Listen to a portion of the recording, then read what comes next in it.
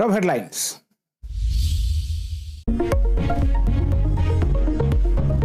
കൊച്ചി പള്ളുരുത്തി സ്കൂളിലെ ഹിജാബ് വിഷയത്തിൽ സർക്കാരിന് രേഖാമൂലം മറുപടി നൽകി സ്കൂൾ. വിദ്യാഭ്യാസ ഉപഡയറക്ടർ നൽകിയത് സത്യവിരുദ്ധമായ റിപ്പോർട്ടെന്ന സ്കൂൾ അധികൃതർ. സ്കൂളിന് എല്ലാ കുട്ടികളും ഒരുപോലെ, വിദ്യാർത്ഥിയെ പുറത്താക്കിയിട്ടില്ലെന്നും വിശദീകരണം.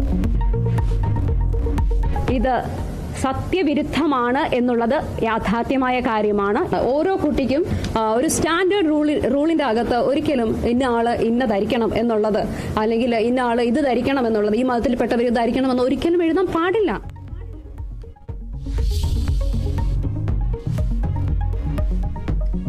കോഴിക്കോട് പേരാമ്പ്രയിലെ സംഘർഷത്തിൽ 7 UDF പ്രവർത്തകർ അറസ്റ്റിൽ. നടപടി പ്രതിഷേധ പ്രകടനത്തിനിടയിലെ സംഘർഷത്തിൽ.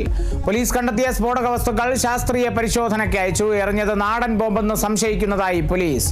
പോലീസ് കാണിക്കുന്നത് ശുദ്ധ തെമ്മാടിത്തമെന്ന് കോൺഗ്രസ്. കൃത്രിമമായി തെളിവുകൾ സൃഷ്ടിക്കുകയാണെന്ന് കെ പ്രവീൺ കുമാർ.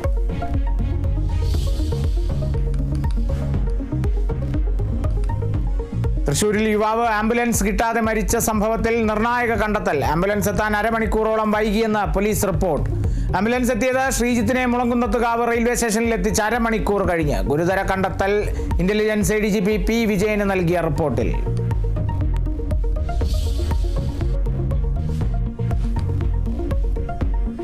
കണ്ണൂർ മുൻ ADM നവീൻ ബാബു വിടവാങ്ങിയിട്ട് 1 വർഷം. കേരള ജനത മുഴുവൻ തങ്ങൾക്കൊപ്പം നിന്നുവെന്ന നവീൻ ബാബുവിന്റെ ഭാര്യ മഞ്ജുഷ.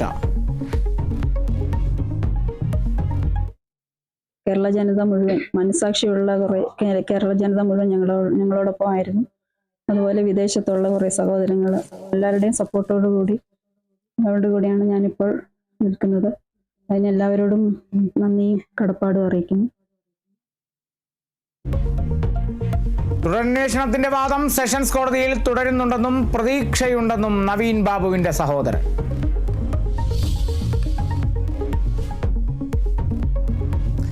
KSU പ്രവർത്തകരെ മുഖംമൂടി ധരിപ്പിച്ച് കോടതിയിൽ ഹാജരാക്കിയ സംഭവത്തിൽ ഉൾപ്പെട്ട KSU പ്രവർത്തകനെ ജോലിയിൽ നിന്ന് പുറത്താക്കി കോൺഗ്രസ് ഭരിക്കുന്ന ബാങ്ക്.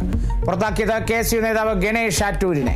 കിള്ളിമംഗലം സഹകരണ ബാങ്കിലെ താൽക്കാലിക ജീവനക്കാരനായിരുന്നു ഗണേഷിനെ ജോലിയിൽ തിരിച്ചെടുക്കണമെന്നാവശ്യപ്പെട്ട് യൂത്ത് കോൺഗ്രസ് കത്ത് നൽകിയിരുന്നു. കത്തിന്റെ പകർപ്പ് കേരള വിഷൻ ന്യൂസിന്.